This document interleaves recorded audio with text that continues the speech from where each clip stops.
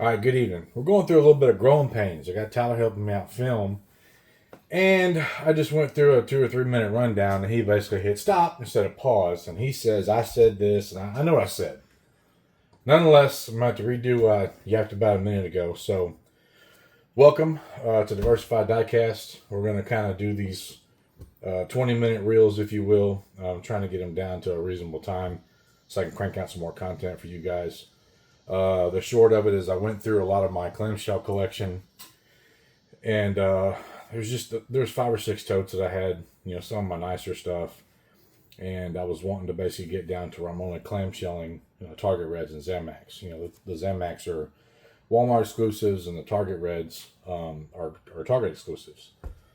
And I posted a lot of stuff, for sale, trade, what have you, on Facebook, and I obviously pulled a lot to the side for me to keep and open for the loose collection. And I thought it may have been 40 or 50 cars that I would keep, and it ended up being probably 4 times that. I did a short video on some JDM stuff earlier.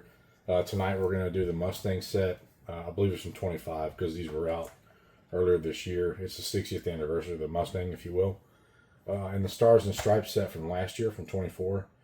I'm glad I kept these, and I'm glad I bought the set when I did. It was an early set that I bought when I first started really heavily getting into diecast as of late. And every casting in that Stars and Stripes run is a respectable casting, and they got a lot of nice details. And they're, essentially, you can pretty much consider them a Silver Series. They don't quite say Silver Series like an actual Silver Series does, like the Mustang set. But all the features and the cars are styled the same. I just don't know if they're just a little bit under what they would classify as a Silver Series, or maybe a Silver Series has a double diecast variant. I don't know. Maybe somebody out there can tell us. But nonetheless, I'm going to do the Stars and Stripes first, and save the better set, if you will, for most people, the Mustangs, for last. And I've got plenty more to go through. We're going to do probably... this will be additional videos as well, not tonight. We're going to try to do, like I said, just these 2 sets in this video. But I've got 11 or 12 Hondas. A lot of them are Civics. There's an S2000 in there. Some later model Civics. I actually made some pretty good finds today at a Target that I stopped at on the other side of town. I was shocked that they had all 4 of those variants of the Matchbox collectors. So we'll do those in a separate video. I got 2 out of the 3 newest of the Team Transports. The Civic hauler and the Duster, twin story lorry, I think is what it's called. The red one, not the FJ Cruiser. Obviously, that's going to be the one that I think it's kind of duking it out with the Honda as far as scalpability, if you will. 4 out of the 5 of the new Fast and the Furious set. Obviously, the 240 was missing. I really, I would love to get that from someone. So any of my Facebook pals and all of them guys that are on my groups. They're my subscribers, or if they're watching, if you have a lead on one or you have one available, throw it up, shoot me a message. I'd love to acquire it, and I might, if I get it by then, I'll just open the entire set. Volkswagens, there's the list goes on, right? There's going to be a lot of stuff for us to open up. It's going to take probably 10 videos to make it all collective, but we'll pause the video. We'll jump right in. Stars and Stripes 24 and the 60th anniversary Mustang set. Stand by. All right, we got the batting lineup, if you will. I did put these in order. So 2024 Stars and Stripes. It's the 2013 Viper. I'm not sure what gen this is. I can't remember. I want to say it's Gen 3. But again, these are 20. Oh, yeah. They were out last year. 24, I know for sure. The cards are copyrighted as, well, there you go, 24. So I'd like to acquire some more of these from previous years because they are a really nice set. And again, when I was going through all these cars, I did notice that, there's a reason why I got these besides of their livery, if you will. But, they're basically a mid-grade car. They have detailing front and rear, a little more spectacular paint, if you will. So let's get the Viper out, check it out, see what's what. I don't know a whole lot about the new Century Vipers, if you will. The first gen Viper, that was definitely childhood supercar material for sure. And this car definitely supersedes that car in performance by volumes. But anyway, this one's bright red, obviously. I think they all have a very similar, livery style to them, if you will. But these should be pretty quick reviews. We're not going to get in the guts and the weeds, about all the car stats and what have you. But there's your good shot of the rear, showing how detailed these cars are. These would look really good, if you had a little track diorama and you didn't want to spend a bunch of money on a garage, or a full-blown diorama, and you want to just get started out. This is, in my opinion, a really good option. And these things are everywhere. I mean, they essentially, for the longest time, they were a peg warmer. And anybody who remotely likes either any of these cars in this lineup is going to pretty much like the other ones, unless they're just a brand purist. So anyway, there's a Viper. Get a shot of the undercarriage. A little bit on there. Nothing too great to write home to mama about. But anyway, there's that one. We'll card park it, if you will. Let me slide these back a little bit, and we'll do kind of what we did before. So next up is the GT 500 2020 Shelby. I got these out of order. Let's fix that. Sorry, guys. 3, 5. Okay, so car number 2 is actually the Challenger. I'm sorry, the Camaro. So 2013 Copo Camaro, and they got it right, kinda. Most of the Copos, Chevy Office Production Order is the Copo acronym, if you will. And that dates back to the 60s, probably the first gen Camaros. So they were done a little different in these 5th gen Camaros, if you will. We won't get in the weeds about that either, but check out, the program that was done when they started doing this again. A lot different style and setup than they used to be back in the day. But anyway, car number 2. Again, for those of you who haven't seen previous videos, I don't like to bust everything off of a blister, just tear it open. I keep these cards because I have a little description bag that I do, and I put all the card information on here. So when I get done filming and doing all the videos, I can go back and write the information of the series of car and what year and, the car number and what have you. Because when I do put these cars on displays, or I, put them elsewhere and take them out of the bags, I have to put all the description on there. That way I know the car returns back to its home, if you will. I don't worry about roll testing the main lines of these Silver Series cars because they're always perfect. And man, they really did a nice job on this Camaro. Definitely a better looking car, in my opinion, than the 6th gen. That's just me personally making that statement, but got the distress flag on the top. I'm going to have to pick a favorite when I get done looking at all these. They all look really nice. I mean, Old Glory on any car, man. I've always wanted a vehicle that was just layered in an American flag. A blazer, a square body, anything. But I like how they kind of mix up on some of these models. Like this one has the red anodized outline on the rear and a white outline on the front. It's a nice touch, because it blends with the paint, graphic on the car. Very nice. Like I said, I think these things are $297. They're a little more than, an obvious standard mainline, but not quite the price of a premium. But still a really nice option. It's a great set, in my opinion. And like I said, I do want to get, I know they made some in 23. I can't remember what models they were, but probably something with a similar. All right, car number 3 is the Challenger 2018 model. It's a Demon. And that's a great fit because the way these cars are styled in that package is just second to none.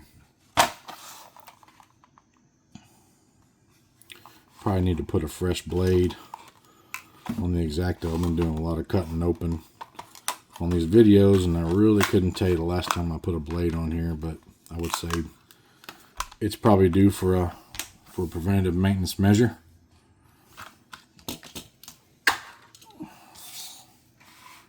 Don't mean to slide them out of the frame, but we'll get to that in a minute. All right, so on this one, silver metallic. This is the color of my personal vehicle. I love it.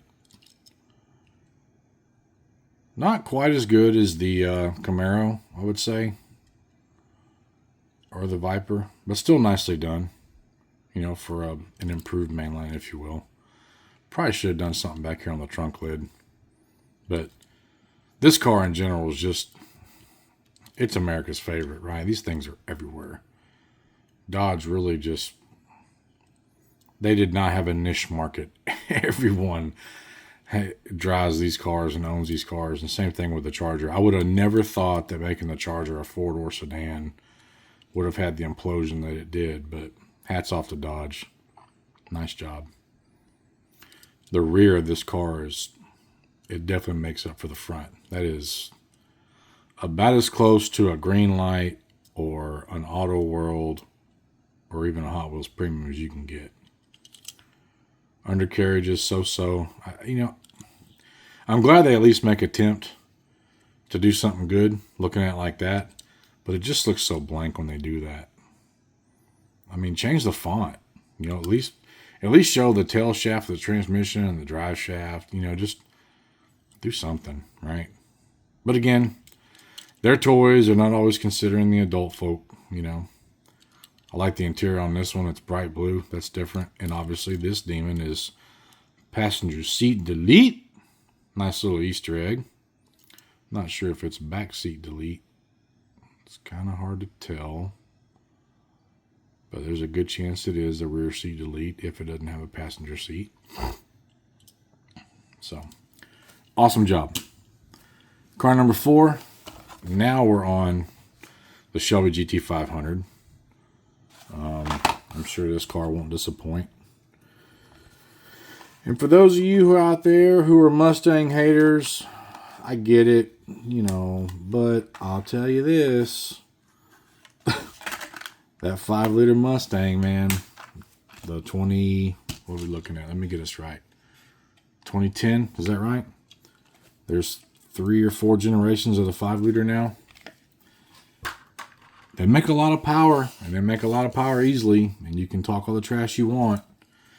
And there's plenty to say about the Camaro too, but there's a reason why these things are everywhere. And it's just, I had my doubts about, what is this now? The S650? No, this is actually still a 550, I believe. But this car just really comes together whenever, especially if it's in a high trim level, like a GT Premium, an RTR, which that's the newer version, right? The Shelbys, you know, the Mach 1s, whatever. I mean, they're all still nice, but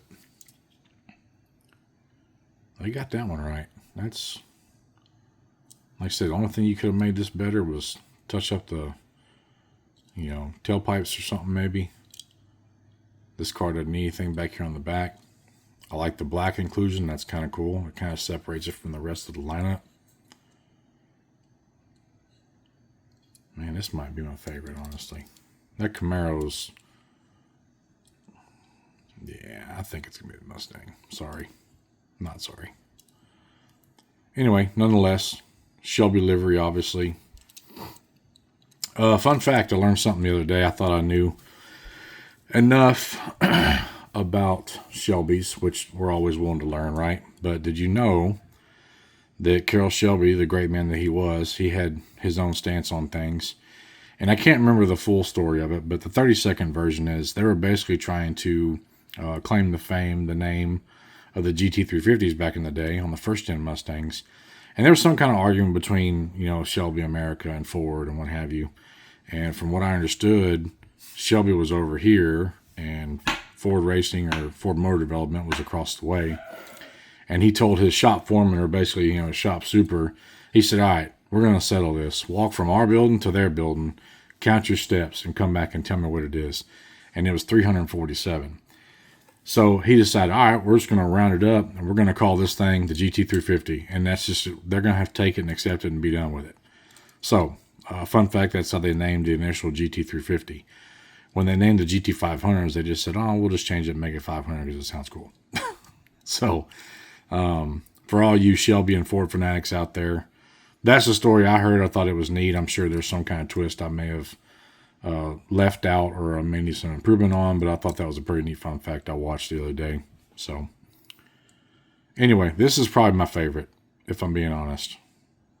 I think it's because it has a little bit of this black in here to make the contrast. And white's a good base platform for this livery, with the American flag. It's still really kind of hard to make a pick. Because the Challengers, that's a fan favorite of mine, obviously. The Camaro, I don't know. Y'all can sit here and look at them for a minute and go back and review the footage and drop some content in the comments. I need some comments. I need something to respond to. I want to know what's on y'all's mind. I want to know if y'all want to see more of me, see less of me, what have you. But car number 5 is going to be the 2020 Vet. I believe this is the first year for the C8. If you have not been to the Corvette Museum in Bowling Green, Kentucky, please put it at the top of your list if you're remotely a GM car fanatic or Corvette fanatic. We went for the first time. We had the opportunity to go in 2017 because some family of ours lives up there in northern Ohio, and that's a perfect spot to stop and enjoy that trip on the road. Beautiful country, by the way. And but we didn't go in 17, so I told the wife, I said I really wanted to go in early 2022. No, I'm sorry. In between Christmas and New Year's of 21 to 22.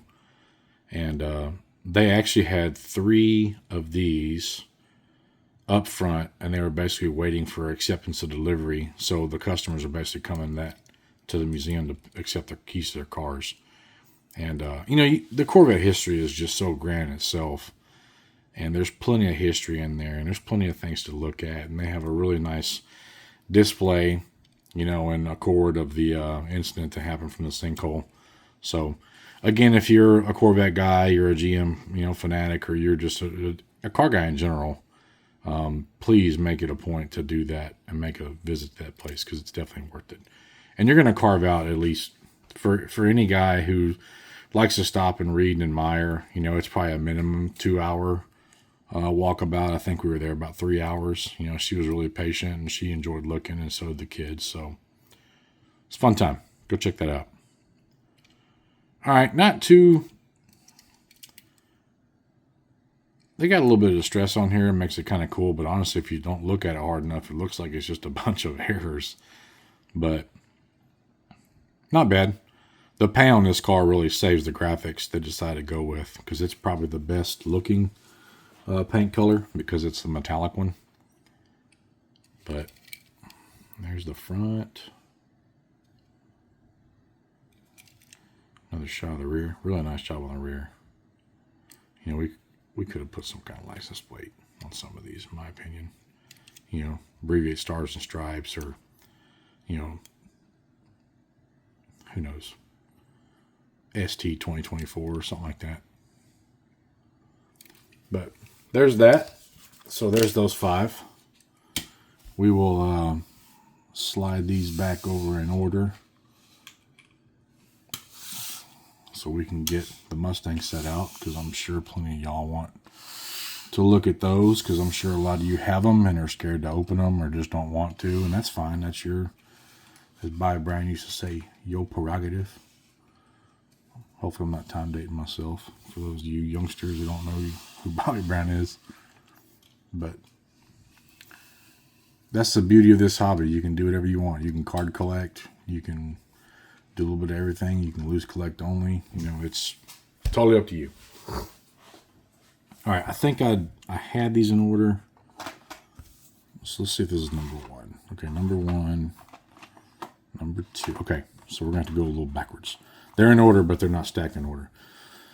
So these are probably copyrighted 24, but I'm almost positive these are 2025 year, because these things didn't hit the shelves till, I don't know. Anyway, 84.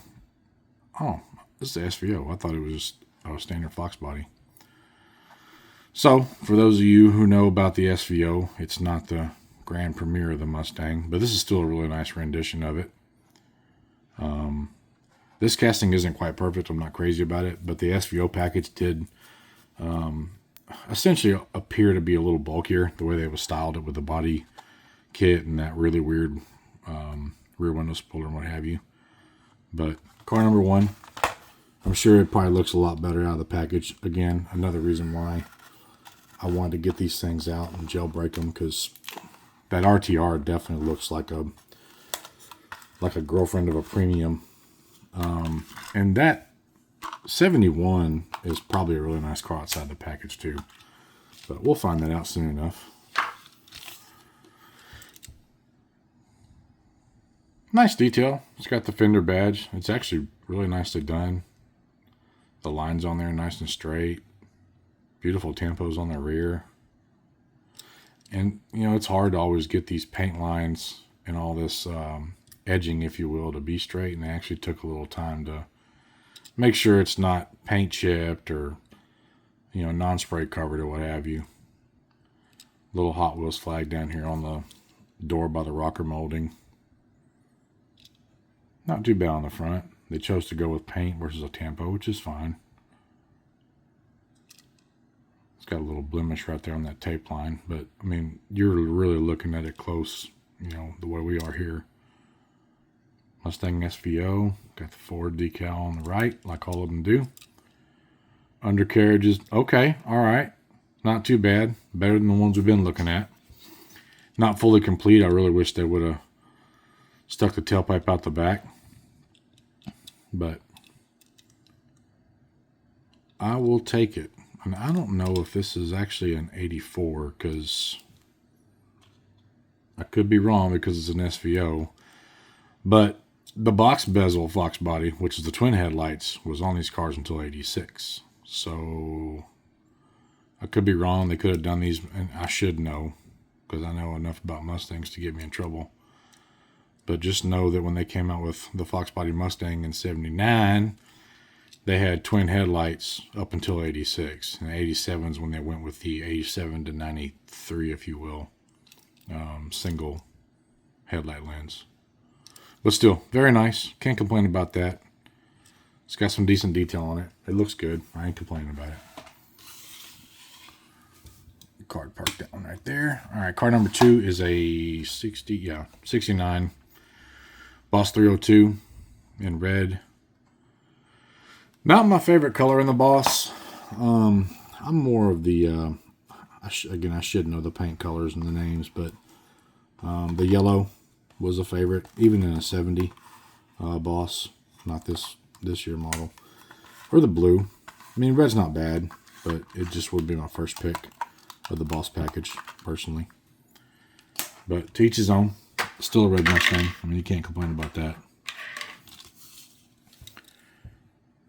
Alright. Paint's nice. Boss striping on there's really straight. Hood's not perfect, but I do like how they put the... they're actually raising the casting too, the little hood latches. And those were the twist locks. Rear marker lights nice and detailed. Really good paint on the rear. Very nice. Not too clean of an edge on that black spoiler, and essentially it should be black all the way through. So a little bit of a goof bust there, if I remember correctly, because I'm pretty sure those were all over molded rubber and solid black. Got a little paint on the door handles. Front end looks really good, pretty accurate. Wheels could have been a little different choice, but I mean, hey, it does match the card art, right? So, not bad.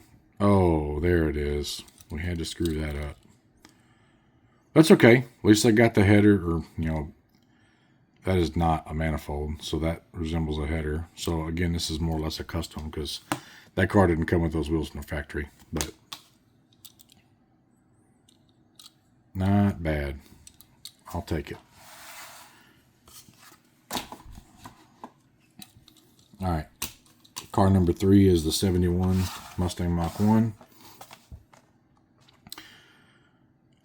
I know there's another color variant of green, and I want to say this is not Grabber Green. Grabber Green is the one that's more of a tealish color. I could be wrong. This may be it, but I'm sure. I know this is a factory color because I've seen something like this. But we'll get this one out. Check it out.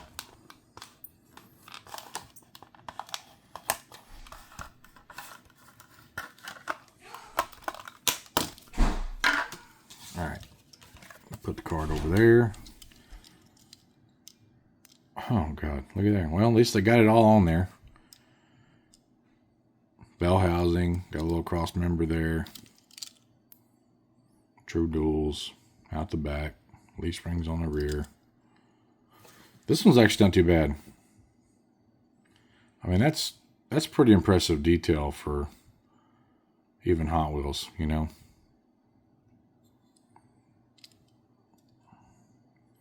So that's what I'm talking about. I mean, oh, look. They put a little chrome-looking outline on the exhaust tips, which, you know, that's how it would have looked back then.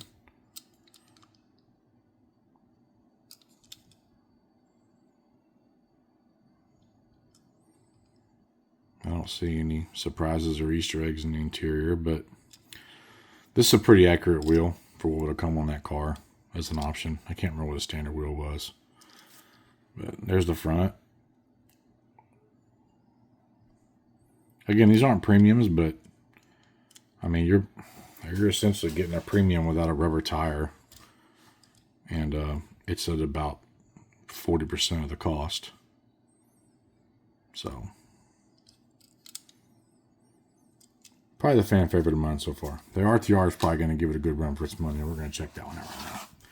So car number 4 is, and I think this is the, okay, so this is the double die-cast variant of the set. So 18 Mustang RTR. This package is just, I think out of all the new Mustangs, the Dark Horse is still probably my favorite because of the handling package and just the overall theme of that car. It really speaks volume, you know, in tribute to the Mustang line. But when I saw these RTRs come out, I don't know, man. I think it's just the way they style the front end and, you know, the body kit itself. It just looks really sharp.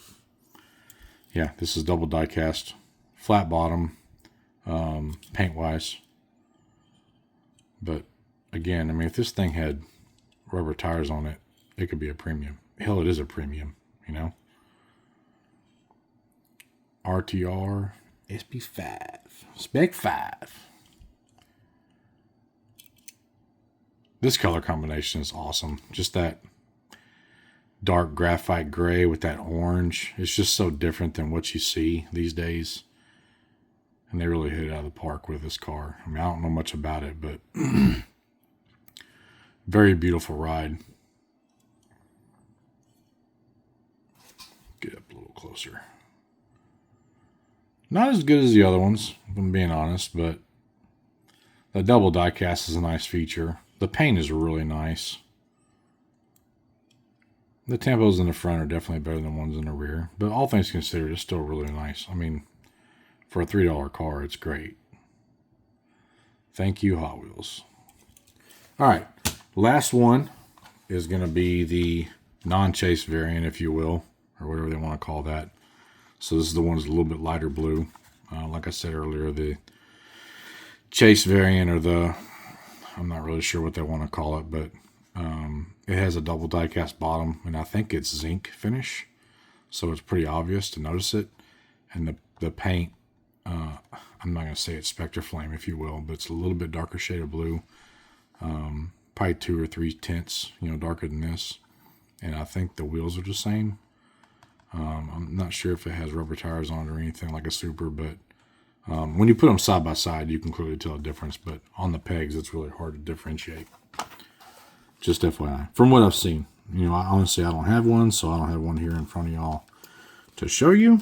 But if I do come across one in a trade, or if I find one, we'll definitely bust it out, strip it of its gills, and see what it's all about. Oh, man. This thing's showing up for the dance. It's over there talking to the DJ. Not bad. Again, I really hate that they put this, boom tube out the side and didn't make it a little bit better. But, this is where they make up for stuff like this. Really nice detailed taillights. Beautiful metallic gel coat bass boat paint. Oh, look at there. Beautiful. This is a nice set. These cars deserve to be busted out. Set them free, as I say. That's how we do it here on Diversified Diecast.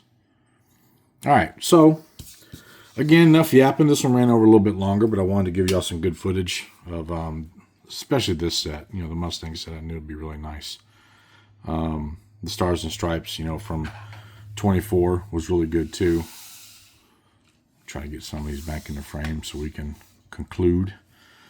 Like I said, there's plenty more to come. I've got a lot more to open. It's going to be a lot of the Silver Series and, mid-grade cars, if you will.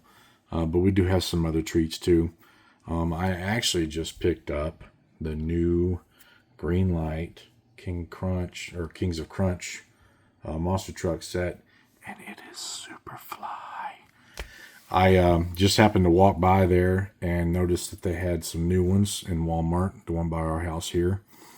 And I was going to pick through and pick one or two that I liked. And I started having, reservations about, I'm going to get both Chevys. No, I'm going to get one Chevy Mopar. No, you know what? The whole set's here, and I can't ever find the entire set. And again, I'm not a full completionist, but on this set, it's a really nice set. And I loved all the trucks, and I can't wait to get those things on camera and show them. And the only dilemma I'm going to have is figuring out a way to store them, because I do not have room to display them all. So what I'll probably end up doing is keeping one or two of my favorites out, and I'll do the rotation. And if you guys have any ideas on how you're storing your loose Kings of Crunch, please drop them in the comments, or please shoot me a message on Facebook if you're friends with me. And or if you're communicating with me on the groups that I'm on, and let me know. We're going to wrap this one up, and I'm not sure which one we'll do next. We'll just have to wait and see. But I'll crank out another one tonight and get it uploaded so you guys can watch it early in the morning. Have a good night. We'll see you in a bit.